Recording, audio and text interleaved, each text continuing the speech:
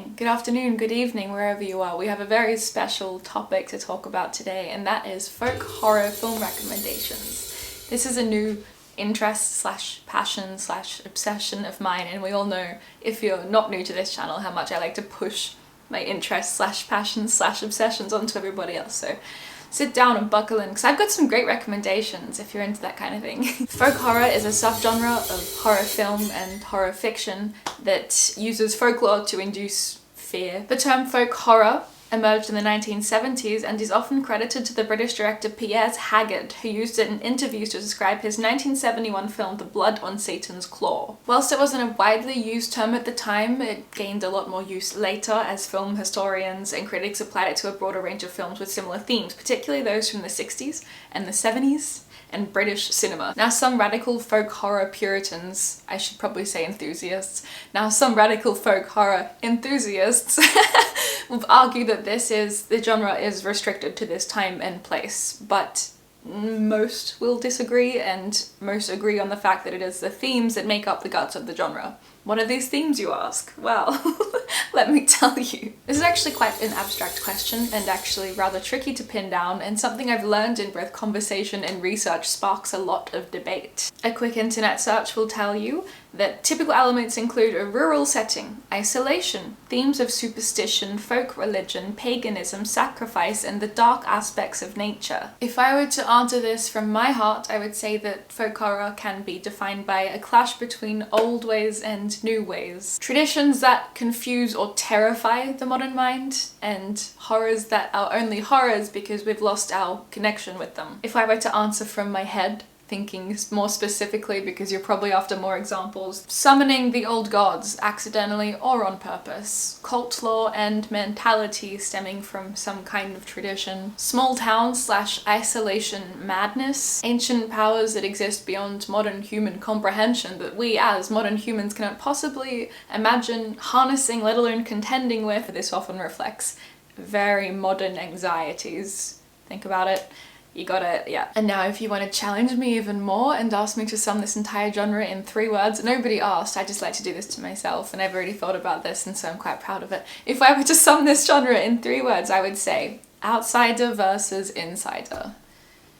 That really comes down to the crux of it. Now I bet you want some film recommendations. I hope I sold you on this genre just with that little definition.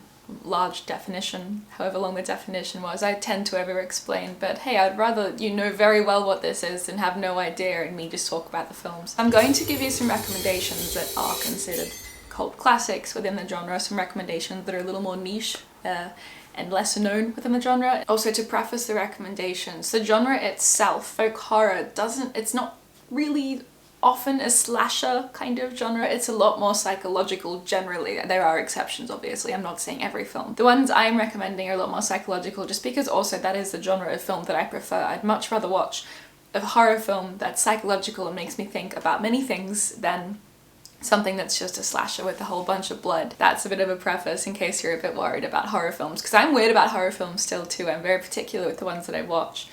Anyway, without further ado, we're going to have a quick word from today's wonderful, always relevant sponsor before we jump into the films. Take it away, Squarespace.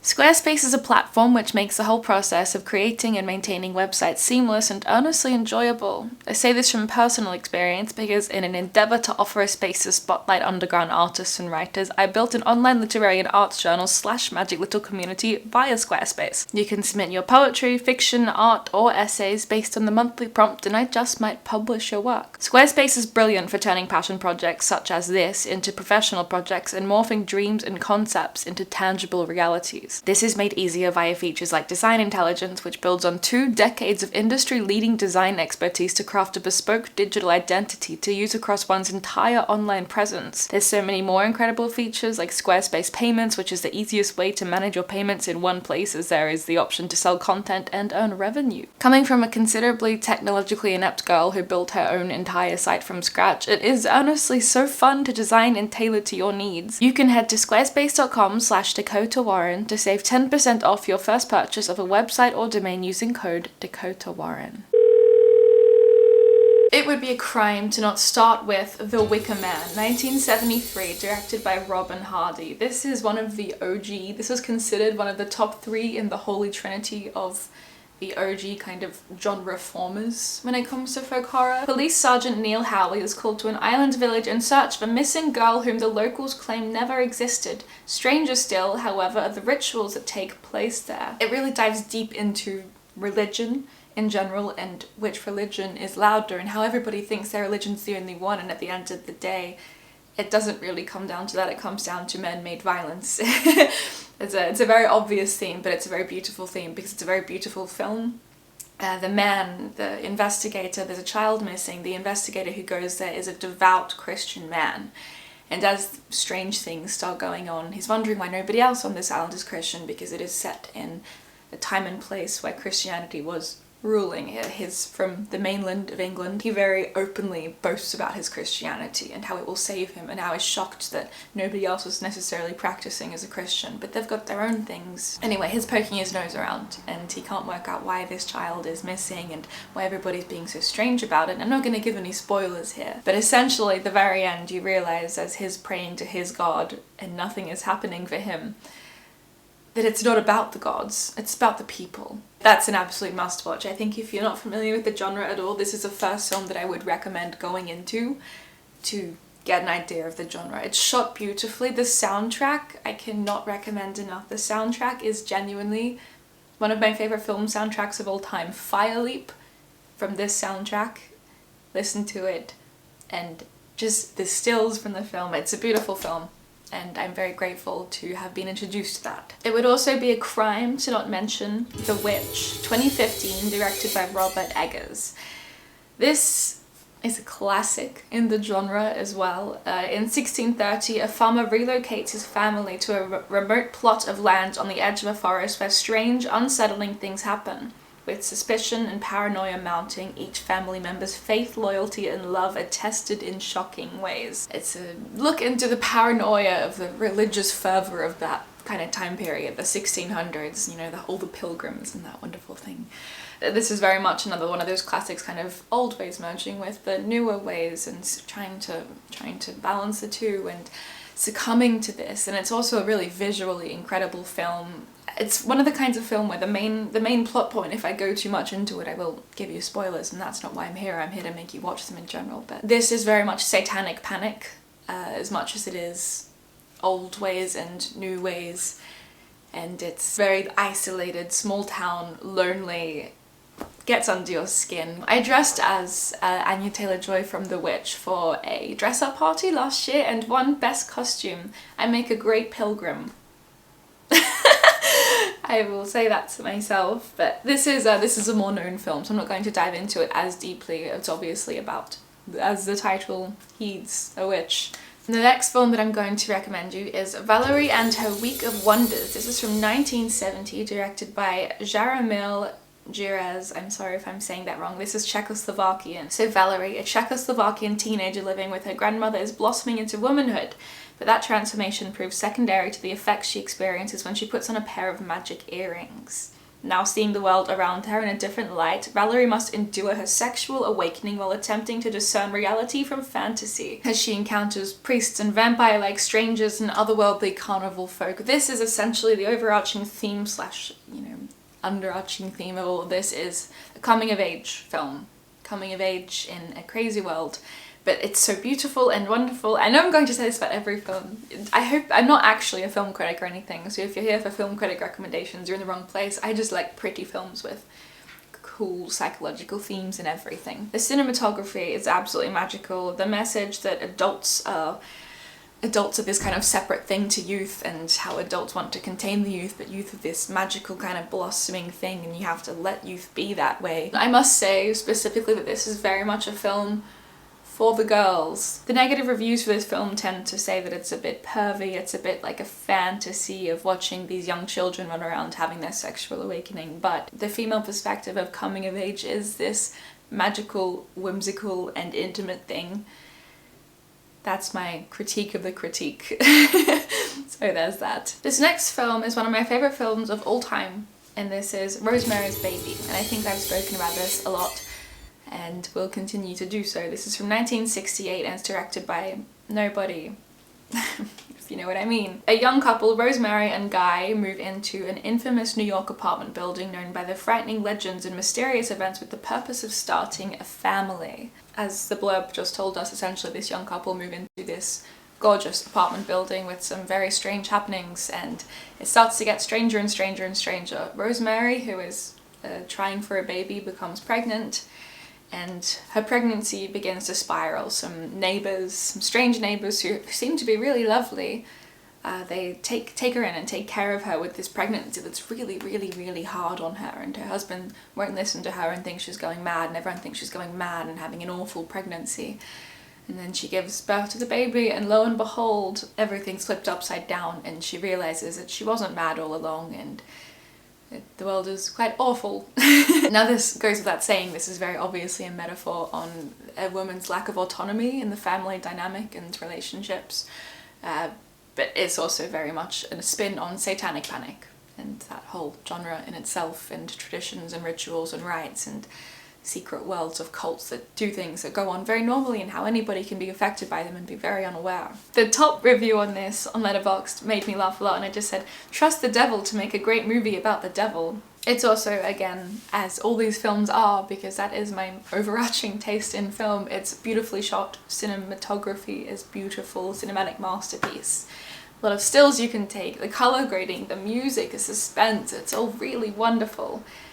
That is that film. The next film that I'm going to recommend, I know for a fact that this will be much less known, because this was shown to me when I was much younger, because it is an Australian film, so this is probably niche to Australian cinema, which often tends to be, I will say this with my whole chest, tends to be awful, but this is a really incredible film.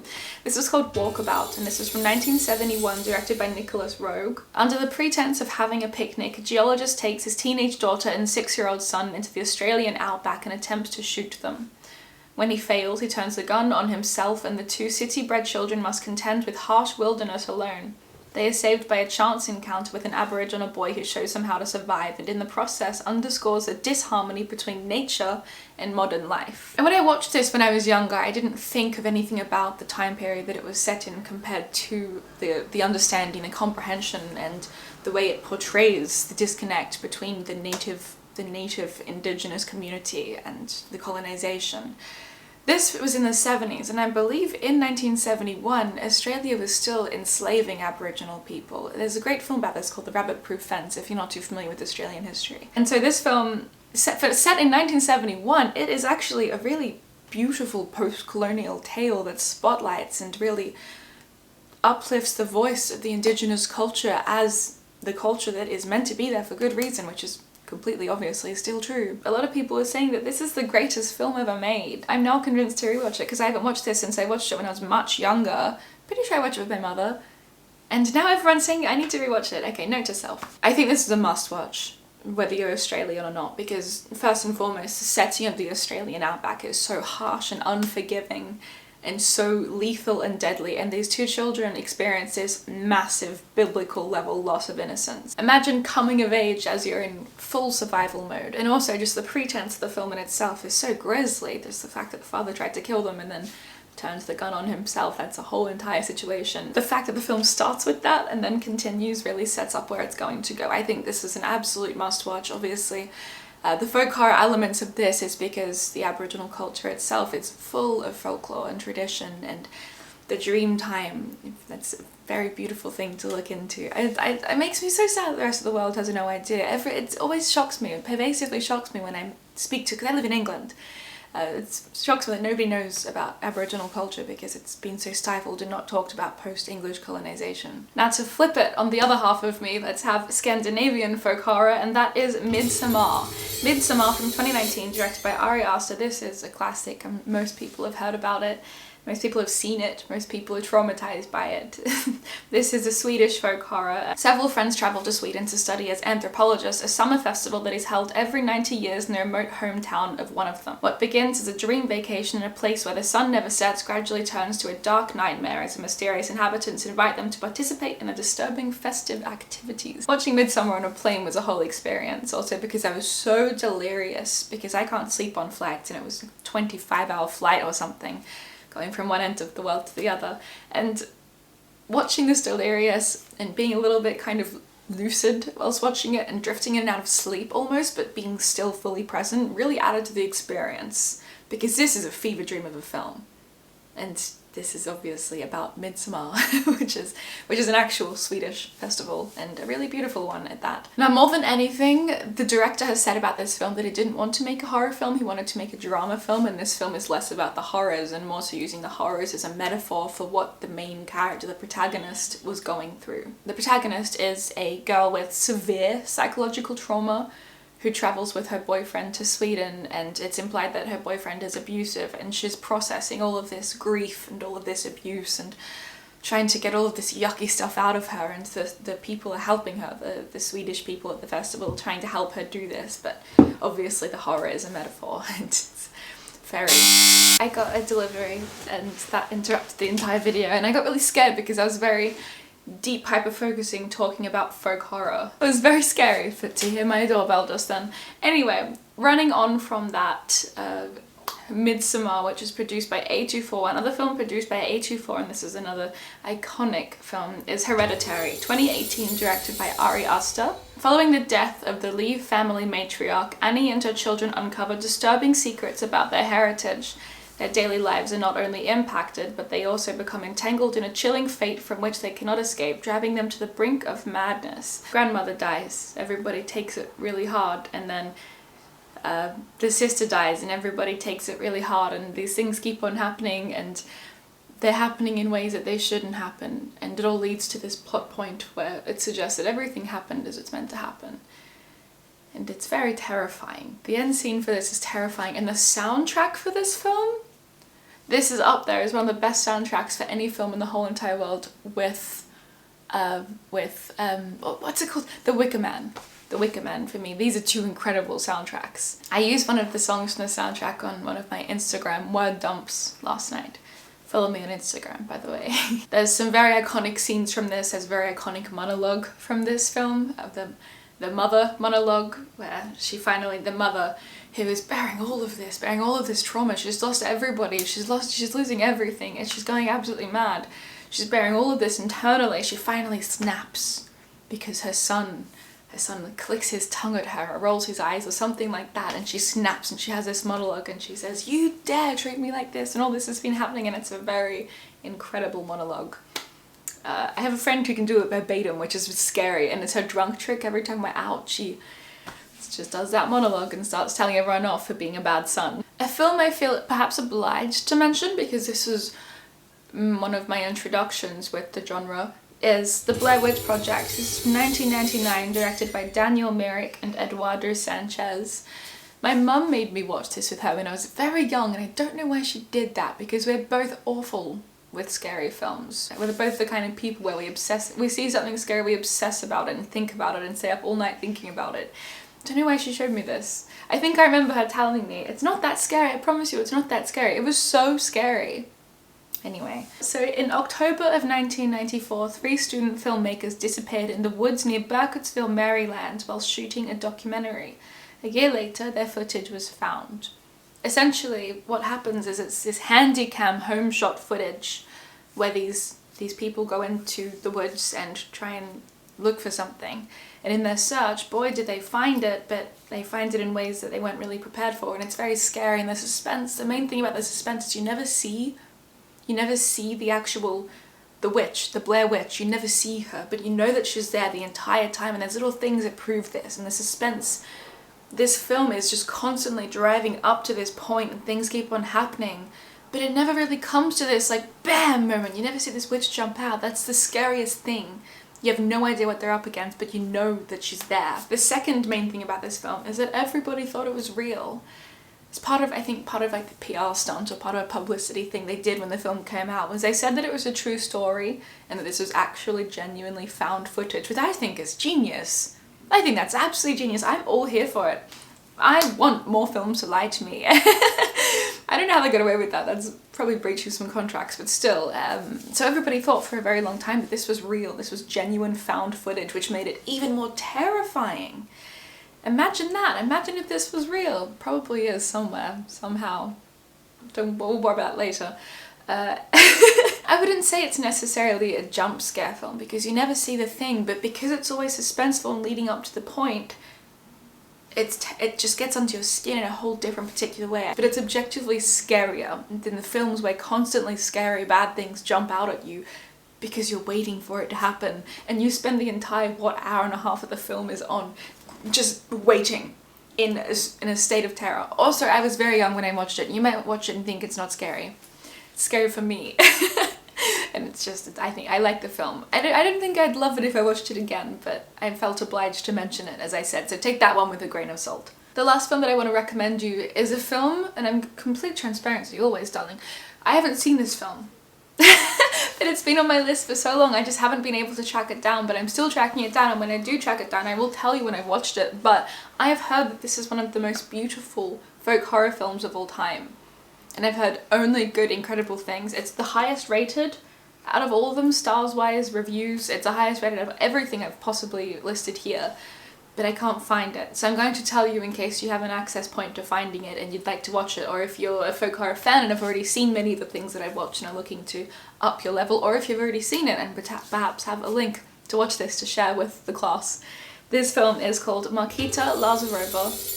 It's from 1967 and directed by František Vlasil. I'm so sorry again, my pronunciation. And this is another Czechoslovakian film. Mikolas and his brother Adam end up with a young German hostage of noble blood during a robbery.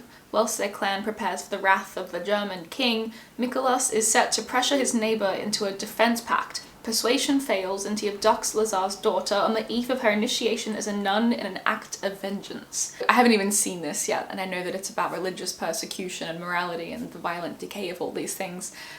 But I have to mention this because I have been told that this is one of the most beautiful films you will ever watch, let alone one of the most beautiful films that is in the folk horror genre category. In 1998, this film that I'm talking about right now was voted the best Czechoslovakian film ever made.